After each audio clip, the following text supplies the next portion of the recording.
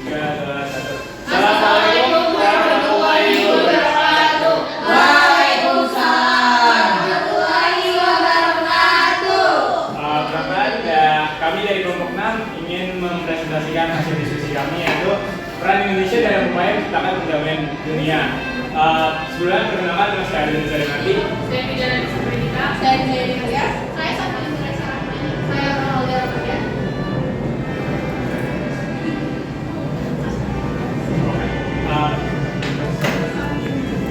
Cakupan materi yang kami bahas yaitu yang pertama ada konferensi Asia Afrika, yang kedua ada gerakan non-blok, yang ketiga ada misi pemeliharaan perdamaian Garuda, yang keempat dari pembentukan ASEAN, yang kelima organisasi konferensi Islam, yang keenam ada deklarasi Juanda, dan yang terakhir ada Jakarta Informal Meeting pertama dan kedua. Jadi konferensi Asia ini latar belakang pertama nama saya Dinda, absen saya nomor 8. Konferensi Asia ini latar belakang membedakan konferensi ini adalah kesamaan antara negara-negara Asia Afrika pasca Perang Dunia Kedua. Selain itu, perjuangan bangsa-bangsa terjadi untuk memperoleh kemerdekaannya. Asia Afrika setelah Perang Dunia Kedua terus-menerus meningkat. Negara-negara berkembang yang besar tersebut terdorong untuk mencari jalan keluar membantu meredakan ketegangan dan menciptakan perdamaian baru. Lalu pertemuan yang berlangsung dalam 8 hari ini menghasilkan beberapa keputusan yang cukup penting. Selain itu, konferensi Asia Afrika ini juga melahirkan 10 prinsip yang tercantum ke dalam dasar sila Bandung.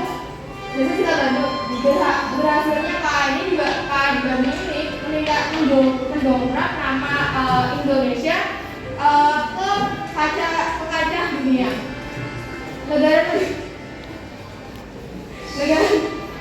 Negara-negara Asia Afrika terus mendukung Indonesia dalam rangka membebaskan Irian Barat. Konferensi juga memperkuat hubungan kerjasama negara-negara dari dua benua tersebut. Selain itu dunia pun ikut terdampak seperti berkurangnya ketegangan dunia, negara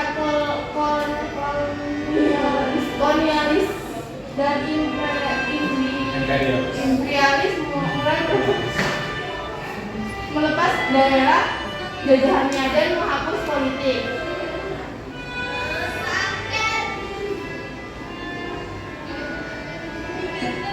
Nah, dasar pertimbangan diadakan KA.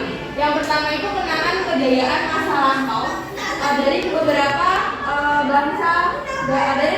negara di kawasan Asia Afrika. Lalu yang kedua ini perasaan senasib sepertanggungan karena sama-sama merasakan jajahan oleh penindasan bangsa Barat kecuali Thailand. Yang ketiga, meningkatnya kesadaran bangsa dimotori oleh golongan elit nasional atau terpelajar dan intelektual. 4. Adanya perang dingin antara blok barat dengan blok timur. 5. Memiliki pokok-pokok yang kuat dalam hal bangsa, agama, dan budaya. 6. Secara geografis letaknya terdekat dan saling melengkapi satu sama lain. Nah, tujuan diadakannya KA itu yang pertama memajukan kerjasama bangsa-bangsa di Asia dan Afrika dalam bidang sosial, ekonomi, dan budaya. Yang ketiga itu memberantas diskriminasi ras dan kolonialisme. 3 itu memperbesar peran bangsa Asia dan Afrika di dunia dan ikut serta mengusahakan perdamaian dunia dan kerjasama internasional bekerja sama dalam bidang sosial, ekonomi, dan budaya. Nah, selanjutnya saya akan menjelaskan tentang misi Garuda. Sebelumnya perkenalkan, saya Pidana dari absen 10. Nah, adanya misi Garuda ini tuh sebagai bukti komitmen Indonesia sebagai anggota PBB. Nah, misi Garuda ini tuh melibatkan TNI dan Polri. Pasukannya bernama Pasukan Garuda. Nah, awalnya adanya misi Garuda itu pas ada konflik di Mesir, yaitu krisis Suez Nah, Indonesia itu berhutang budi ke Mesir ini karena Mesir merupakan negara yang mengakui kemerdekaan Indonesia dan mendukung Indonesia dari sengketa Belanda. Nah, karena Indonesia berhutang budi, jadi dia ikut Indonesia ini dimasukkan untuk membantu krisisnya. Nah, tujuan adanya perdamaian Garuda ini itu yang pertama yang tadi sudah saya jelaskan, itu bukti konkret adanya keterlibatan Indonesia dalam mewujudkan perdamaian dunia. Nah, yang kedua itu pasukan Garuda akhirnya menjadi peacekeeping force atau pasukan pemeliharaan perdamaian di PBB. Nah, bukti tugas dari misi Garuda ini itu ada 3. Yang pertama ada kontingen Garuda 1 yang dikirim ke Mesir tanggal 8 Januari 1957, ya.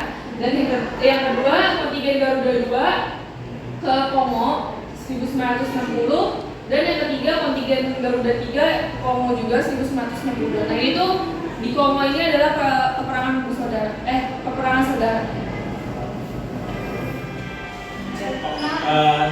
Materi organisasi kerjasama Islam akan saya bahas.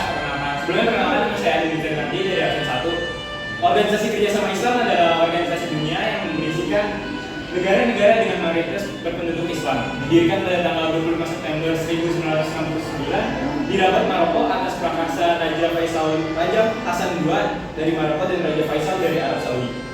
Latar belakang berdirinya organisasi kerjasama Islam tidak dapat dilepaskan dari peristiwa jatuhnya Yerusalem ke tangan Israel dalam perang 6 hari pada tahun 1967.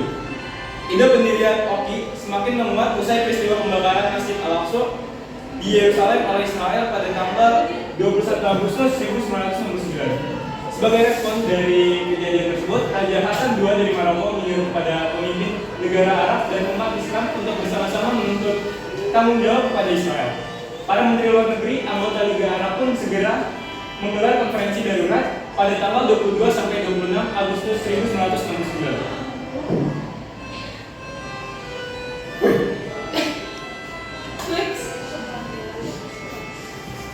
Konferensi tersebut menghasilkan beberapa keputusan, diantaranya yang pertama ada tindakan pembakaran Masjid Al-Aqsa oleh Israel merupakan kejahatan yang tidak dapat terima. Yang kedua, ada tindakan Israel tersebut telah mencoreng kesucian umat Islam dan Nasrani serta mengancam keamanan negara-negara Arab. Yang ketiga, mendesak agar segera dilakukan konferensi tingkat tinggi atau KTT negara-negara Islam untuk merealisasikan hasil konferensi tersebut. Dibentuk panitia penyelenggara KTT negara-negara Islam oleh Arab Saudi dan Maroko. Latar belakang organisasi kerjasama Islam secara umum. Yang pertama ada pendudukan Israel atas negara-negara Jazirah Arab yang menyebabkan perang. Pendudukan Israel atas negara-negara Jazirah Arab yang menyebabkan perang Arab Israel atau perang 6 hari pada tahun 1967. Yang kedua ada jatuhnya Yerusalem ke tangan Israel, dan yang ketiga pembakaran Masjid Al-Aqsa oleh Israel pada tanggal 21 Agustus 1969. Tujuan dibentuknya organisasi kerjasama Islam yaitu yang pertama meningkatkan kerjasama dan solidaritas antar negara anggota organisasi kerjasama Islam. Yang kedua, menghapus perbedaan rasial, diskriminasi, dan kolonialisme. Yang ketiga, ada mengupayakan perlindungan bagi tempat-tempat suci Islam. Dan yang terakhir, ada mendukung perjuangan rakyat Palestina untuk mendapatkan hak pembentukan negara merdeka dan berdaulat. Peran Indonesia dalam OKI. Keanggotaan Indonesia di OKI secara prinsip adalah refleksi dinamika nasional sebagai negara dengan penduduk muslim terbanyak di dunia. OKI juga sangat mengedepankan prinsip hukum internasional, utamanya non-intervensi dan integritas wilayah negara. Hal ini sejalan dengan posisi nasional Indonesia yang senantiasa berperan aktif dalam memajukan konsep Islam sebagai rahmatan lil alamin. Peran lainnya yaitu peran Indonesia dalam OKI antara lain ikut upaya penyelesaian konflik antara pemerintah Filipina dengan Moto National Liberation Front atau MNLF. Indonesia mendukung kemerdekaan Palestina dengan ibu kota di Yerusalem. Dukungan tersebut dibuktikan dengan hubungan diplomatik dengan Palestina pada tanggal 19 Oktober 1989. Di sini saya akan mempresentasikan tentang deklarasi Juanda. Sebelumnya nama saya Safina Nurasa Rahmani, absen 30. Jadi deklarasi Juanda ini dibentuk pada tanggal 13 Desember 1997. Nah, deklarasi Juanda ini dicetuskan oleh Perdana Menteri yang menjabat kala itu, yaitu Juanda Hartowijaya, di mana deklarasi Juanda ini pada intinya itu menyatakan tentang wilayah negara Republik Indonesia. Sebelum keluar dari deklarasi Juanda, Indonesia itu mengacu kepada peraturan Hindia Belanda yang bernama Territoriale Zone en Maritime Kringet Ordinate 1939. Nah, kenapa sih latar belakang dari deklarasi Juanda itu keluar? Karena kenapa? Tadi kan dijelasin ya, deklarasi Juanda keluar itu pada tanggal 13 Desember 1957, di mana Indonesia tuh ingin laut-laut antar pulau menjadi wilayah teritorial Indonesia yang disebut sebagai Kepulauan Indonesia. Nah, sebelum akhirnya deklarasi Juanda, kan tadi Indonesia itu mengacu pada peraturan Hindia Belanda, di mana peraturan itu mengenai luas wilayah Indonesia tuh 3 mil diukur dari batas rendah di pantai laut Indonesia. Jadi kalau bisa saya berinfo deklarasi Juanda itu mengenai bahwa Indonesia itu menyatakan sebagai negara kepulauan yang memiliki cara tersendiri. Kemudian bahwa sejak dulu kala Indonesia itu sudah berbentuk kepulauan yang sudah menjadi satu kesatuan. Dan terakhir, ketentuan organisasi 1939 ini dapat memecah belah kesatuan bangsa Indonesia.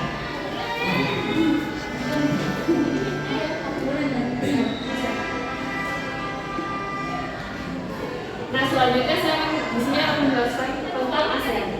Sebelumnya perkenalan, saya Fida Nadine, ASEAN 10. Nah, ASEAN ini tuh dibentuk tahun 1967 kepada bulan Agustus oleh pertemuan 5 menteri negara Asia Tenggara. Nah, dari Indonesia itu diwakilkan oleh Adam Malik sebagai Menteri Luar Negeri Indonesia. Nah, pada 8 Agustus 1967 ini para menteri itu di rapat itu tanda tangan deklarasi Bangkok, yaitu yang faktor terbentuknya si ASEAN ini. Nah, apa sih isi dari deklarasi Bangkok ini? Itu ada 7 pasal. Dijelaskan ASEAN adalah organisasi bersifat non-politik dan non-militer. Nah, ASEAN dibentuk untuk percepatan pembangunan ekonomi, stabilitas sosial budaya, kesatuan regional, dan usaha pertanggungjawaban bersama untuk kemerdekaan negara dan anggota-anggotanya. Nah, awalnya berdiri ASEAN ini karena banyak tantangan dan masalah di negara-negara anggotanya terbentuklah ASEAN ini, dan tapi pada tahun 1969 sampai 1974 anggota ASEAN itu malah ragu sama berdirinya ASEAN ini, disebut sebagai tahap konsolidasi ASEAN. Lalu aktivitas ASEAN dalam bidang politik makin menonjol dengan dikeluarkannya Kuala Lumpur Declaration pada 27 November 1971. Nah, selanjutnya di bidang sosial budaya, pembentukan panitia makin maju dengan adanya pembentukan Petak Sosial Budaya pada tahun 1972.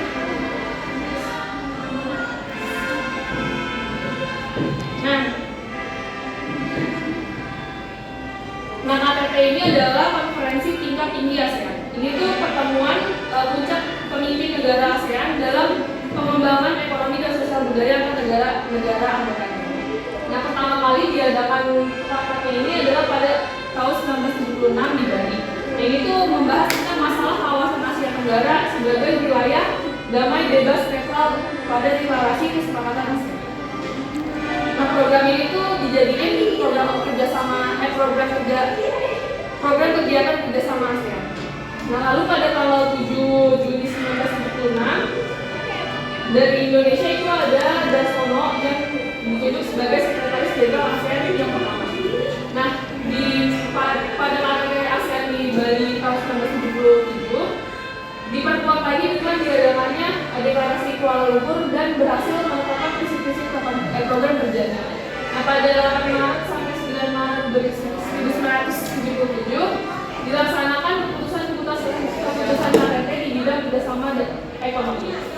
Secara konkret, masing-masing negara ASEAN itu membangun 5 proyek bersama. Pada masa Soeharto, Indonesia bisa dikatakan adalah sebagai pemimpin ASEAN karena jalannya ekonomi ASEAN itu tergantung sama Indonesia.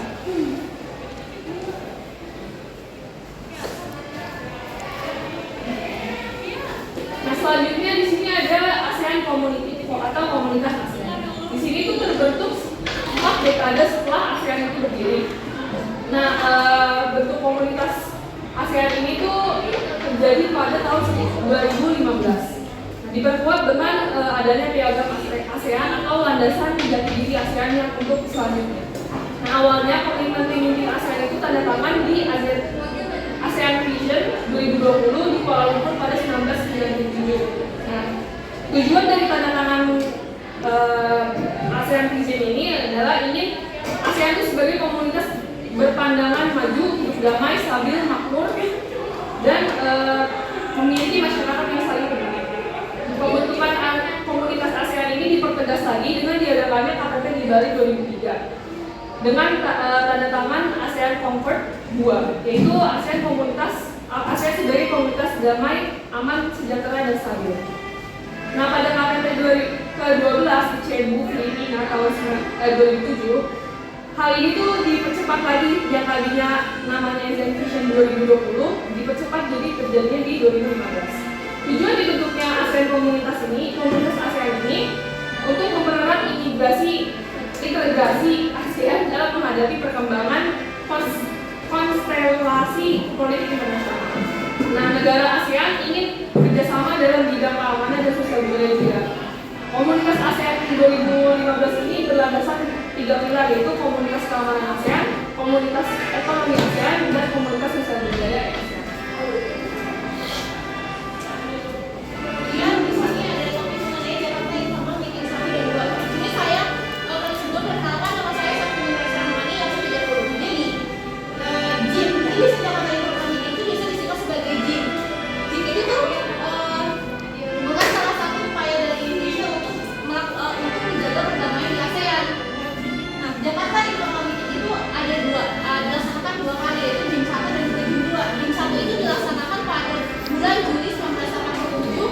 Bogor dan Jim kedua dilaksanakan pada bulan Februari 1989 di Jakarta. Jadi latar belakang kenapa sih Jakarta ini namanya ini bisa dibuat, karena untuk mempertemukan kedua negara yang mengalami konflik atau berselisih. Untuk pertama kalinya yaitu negara Vietnam dan juga negara Kamboja, di mana membuahkan hasil si Vietnam ini menarik pasukannya dari Kamboja dan diturunkannya PBB ke negara Kamboja. Kemudian JIM 2 ini muncul untuk menindaklanjuti dari JIM 1, di mana hasil dari perundingan yang panjang ini menghasilkan perjanjian Paris atau yang disebut dengan Paris Peace Agreement, di mana perjanjian Paris ini dibentuk atau dilaksanakan pada tanggal 23 Oktober 1991 yang ditandatangani oleh 19 negara.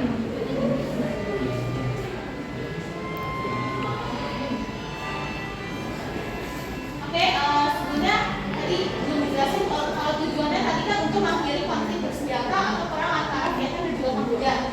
Jakarta Informatif dilakukan sebanyak 2 kali, tadi saya jelaskan JIM 1 dan juga JIM 2, yang pertama di Bogor, yang kedua di Jakarta.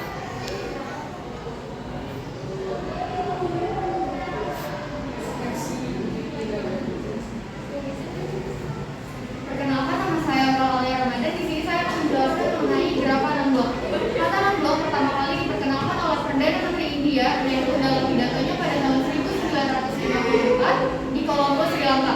Dalam pidato itu Nehru menjelaskan 5 pilar yang kemudian dijadikan basis gerakan 6 blok. Yang pertama, saling menghormati integritas teritorial dan kedaulatan. Kedua, perjanjian non-agresi. Ketiga, menginterferensi urusan dalam negeri negara lain. 4, kesetaraan dan keuntungan bersama. Dan yang kelima, menjaga perdamaian.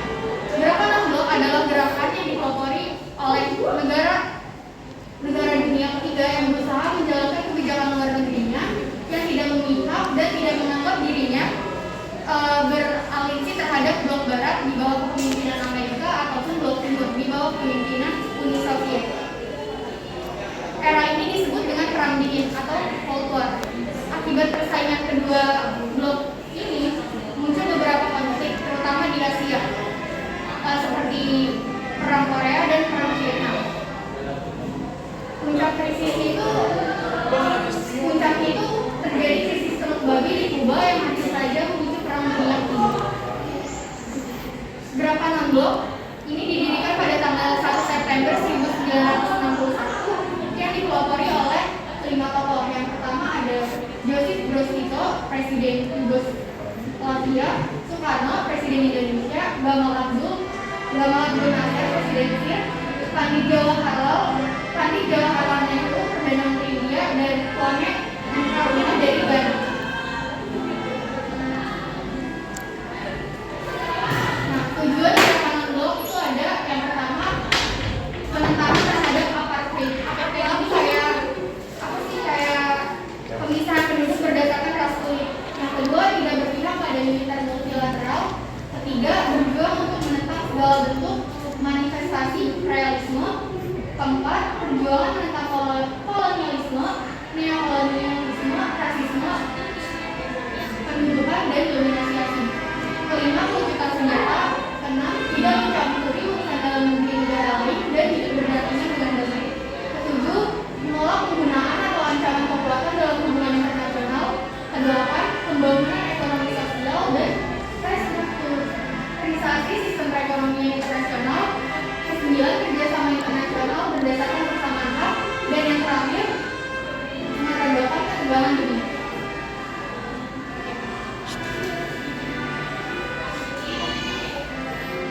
Untuk mewujudkan tujuan tersebut, negara-negara blok menyelenggarakan konferensi tingkat tinggi. Dalam perjalanan sejarahnya sejak KTT 1 di Belgrade tahun 1961, gerakan blok telah 16 kali menyelenggarakan konferensi tingkat tinggi. Yang terakhir KTT ke-16 yang berlangsung di Teheran pada Agustus 2012. Indonesia sebagai salah satu pendiri gerakan blok pernah menjadi tuan rumah penyelenggaraan KTT BNB yang ke-10 pada tahun 1992. Yang dipimpin oleh seluruh KTT yang ke-10 ini diselenggarakan di Jakarta, Indonesia pada tanggal 1 September 1992 sampai 7 September 1992, dipimpin oleh Soekarno. KTT ini menghasilkan pesan Jakarta yang mengungkapkan sikap BNB tentang berbagai masalah seperti hak asasi manusia, demokrasi, dan kerjasama utara selatan dalam era masa perang dunia. Peran Indonesia pertama sebagai pelopor gerakan blok, yang kedua menjadi tuan rumah persahabatan KTT, yang ketiga memimpin BNB, dan yang terakhir berprinsip sama seperti gerakan